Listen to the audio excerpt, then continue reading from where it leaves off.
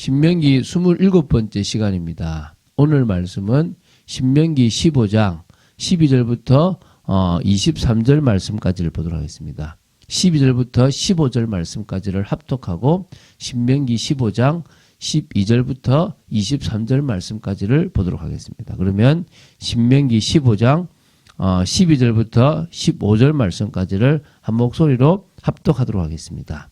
내 동족 히브리 남자나 히브리 여자가 내게 팔렸다 하자. 만일 6해 동안 너를 섬겼거든 7째 해에 너는 그를 놓아 자유롭게 할 것이요. 그를 놓아 자유하게 할 때에는 빈손으로 가게 하지 말고 내 양 무리 중에서와 사장마당에서와 포도주 틀에서 그에게 후히 줄지니 곧 내 하나님 여호와께서 내게 복을 주신 대로 그에게 줄지니라. 너는 애굽 땅에서 종되었던 것과 내 하나님 여호와께서 너를 속량하셨음을 기억하라. 그것으로 말미암아 내가 오늘 이같이 내게 명령하노라. 아멘. 자, 지금 신명기 15장의 3단락 중에서 어제 한 단락을 했고요. 오늘 2단락 합니다. 어제는 안식년 채무 면제 규례입니다. 이거는 빚을 탕감해 주는 게 아니라 유예한다 이런 개념이라고 얘기했죠. 오늘 보게 될 두 번째는 매 7년에 실시해야 할 히브리 종 해방 규례에 관한 내용이고요. 또 마지막 세 번째 단락은 초태생 헌물 규례에 관한 내용입니다. 되게 중요한 부분이라고 보시면 되겠죠. 자, 그러면은 오늘은 이제 두 개죠. 매 7년 실시해야 될 히브리 종 해방 규례와 초태생 헌물 규례입니다. 지금 매 7년이면 똑같이 안식년에 유예하는 것과 더불어 또 안식년에 뭐 하는 겁니까? 한마디로 히브리 남자나 여자는 풀어주라 이 말이죠. 그죠? 자, 그럼 먼저 보게 될 게 12절부터 18절의 내용입니다. 히브리 종의 해방 규례라고 보면 되겠죠. 자, 이거는 출애굽기 21장 1절부터 11절에도 나오고 그것을 재해석했다라고 보시면 됩니다. 내용면에서 거의 일치한다고 보시면 돼요.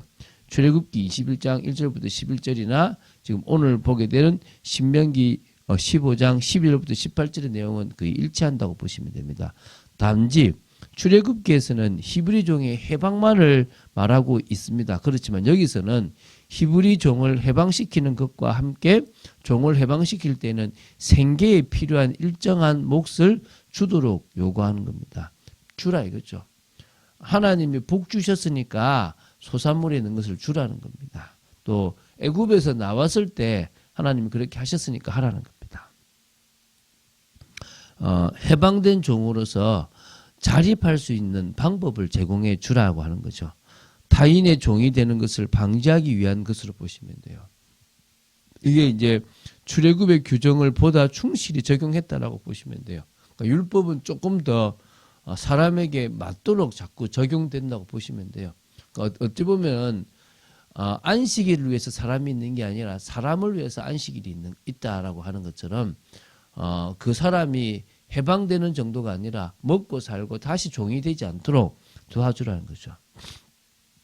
자, 그럼 어떤 경우에 종이 될까요? 여기는 잘 나오지 않지만 스스로 종으로 팔렸던가 가난해가지고 아니면 극도의 빈곤함으로 부모에 의해서 팔렸다든지 죄를 범하여 판정에 의해서 이렇게 종으로 팔리면 히브리인이라고 해도 종이 된다고 보시면 됩니다.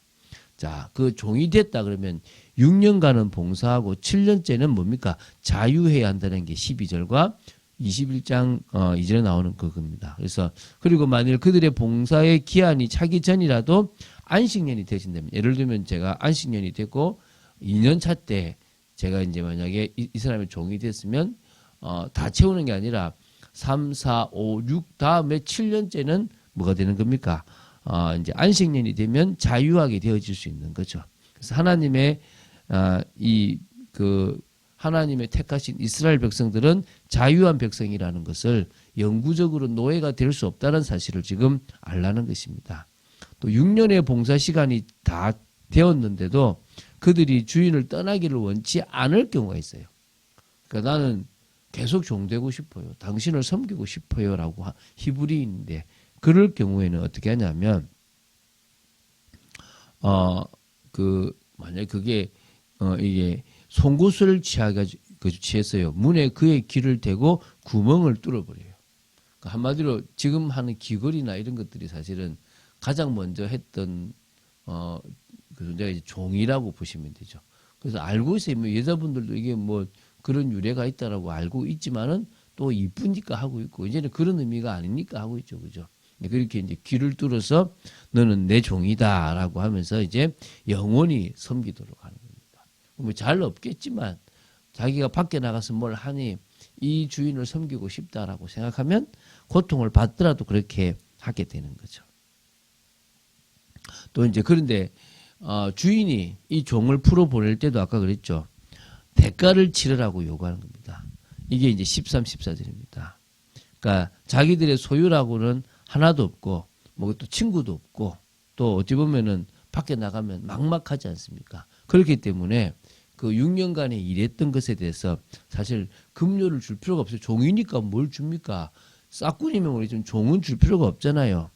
그런데도 이제 이 노동에서 얻은 건 다 주인 것이지만 주인이 뭘 베풀란 말이죠?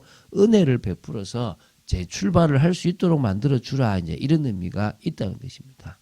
그래서 이제 곡물과 가축으로 후하게 마련해 주라고 하시는 거죠. 이거는 하나님께 감사하기 위해서 그렇게 하라는 것입니다. 하나님은 그들을 애굽에서 이끌어내셨을 뿐 아니라 애굽인에게서 가져온 물건들로부터 부하게 해주셨기 때문에 그렇게 하라는 것이고요. 또 그렇게 하면 하나님께서 또 복을 주신다는 거예요. 그렇게 종을 내어 보낼 때 후하게 해서 내보내면. 그러니까 하나님의 율법은요. 여러분들이 가만히 보면 가장 인간적으로 당연히 지켜야 될, 내가 저 사람을 사람으로 대접하고 내 가족처럼 대접한다면 내가 어떻게 해야 되겠냐는 거예요. 내가 저 사람을 사람 취급 안 한다면 아무 때나 하겠죠. 근데 내가 저 입장이라면 내가 어떻게 받았으면 좋겠냐라고 생각한다면 그걸 해주면 되는 거예요. 저는 그런 마음이 있습니다. 제가 좀 성격이 조금 이렇게 좀 모난 부분도 있지만 저한테 와 있는 그런 밑에 사람이라면요. 제가 더 주고 싶으면 더 주고 싶지 덜 주고 싶은 마음이 없고 한 번도 소모품으로 생각해 본 적이 없습니다. 저는 같이 갈 사람이기 때문에 요구를 해요.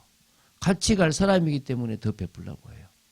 그게 제 마음이에요. 그렇게 해왔고 그렇게 섬기려고 합니다. 왜냐하면 내가 그럴 자격 없는 사람인데 하나님의 은혜로 그런 걸 받았잖아요. 제가 우리 성도들을 섬길 때도 어떨 때는 우리 성도님들이 이런 거는 좀 해줘도 될 것 같은데 싶을 때가 사실은 왜 없겠어요. 그런데 그걸 떠나서 내 자식이다. 나에게 맡기신 양이다. 이런 생각이 들면 더 내가 해주고 싶은 마음들이 사실은 제게 있다는 거예요. 그게 당연한 것이 아니겠습니까? 그렇죠? 그래서 어떤 면에서는 목회자는 더 성도를 향해서 진짜 주님이 저 성도를 위해서 십자가에 피 흘리신 것처럼 헌신하면 되고 또 성도들은 목회자를 더 알아줘서 필요한 게 없는가, 섬길 게 없는가 이런 생각할 수 있으면 가장 좋은 목회자와 성도의 관계를 저는 믿고 있다는 겁니다. 이제 그 좀 두 번째입니다. 그래서 여러분이 정말 직원들을 할 때나 어떻게 하든지 잘 섬겨서 보낼 수 있으면 좋을 것 같아요. 자, 두 번째는 초태생 헌물 규례입니다. 이게 소나 양의 초태생을 이렇게 있으면 그거를 이렇게 일시키지 말고 부리지 말래요. 또 털을 깎아서 그걸 유용하지도 말래요. 이건 하나님의 것이니까 하나님께서 택하신 곳에서 하나님께 드리라는 것입니다. 근데 다만 처음 난 건데도 흠이 있는 경우는 드릴 수 없어서 성중에서 그냥 가축 잡아먹듯 잡아먹으라는 거예요. 그래서 이게 유월절 사건하고 관계 있는 거예요. 출애굽 당시 10번째 재앙이 장자재앙 때인데 그때 이스라엘의 초태생이 하나님의 은혜로 구원받은 사건을 기념하기 위해서 하나님께서 제정하셨다고 출애굽기 13장 2절 12절에 나와요. 그래서 하나님께 드려져 죽임을 당한 초태생은 자기에게 속한 택함 받은 자를 구속하기 위해서 대속 죽음을 당하신 누구요? 예수 그리스도를 예표하는 것이기 때문에 흠이 없는 것으로 예수께서 흠 없이 죽으셨다는 것을 뭡니까? 예표하고 상징하는 의미로 드려졌다는 거예요. 그래서 그래서 어떤 분들은요, 처음 하나님께 번 그런 물질이 있으면 다 드려버려요. 이것 때문에. 뭐 지금도 그렇게 하고, 굳이 그렇게 할 필요는 없는데요. 그 정도로 이렇게 이것을 좀 나름대로 지키는 분들이 사실은 있죠. 그래서 20절을 보면요. 이스라엘 자손들이 매년 소와 양의 촛대 생각을 가지고 제사를 위해서 찾아가야 할 곳은 여호와의 택하신 곳입니다. 바로 언약궤가 안치되어 있는 그 바로 성전에 바쳐진다는 것입니다. 그가 또 항상 피채 먹지 말라. 이런 여러 가지 좀 규례들을 같이 넣고 있습니다.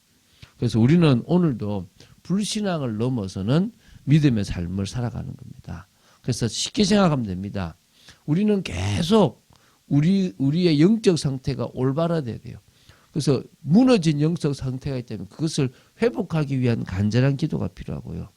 또 내가 누군지를 아는 그것을 확립하는 기도가 필요하고요. 우리의 불안의 원인을 찾는 시간들이 필요합니다. 내가 뭐가 문제인가?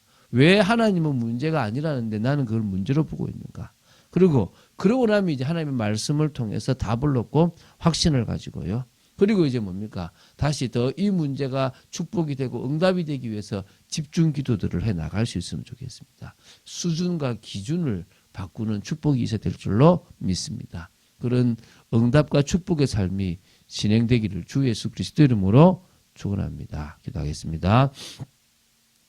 주는 그리스도시요 살아계신 하나님의 아들이심을 고백합니다.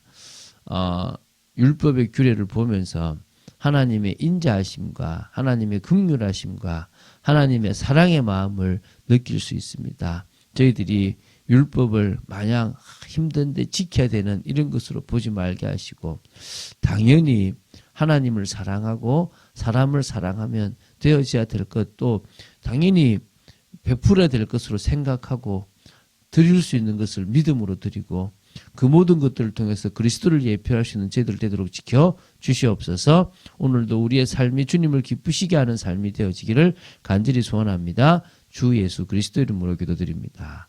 아멘.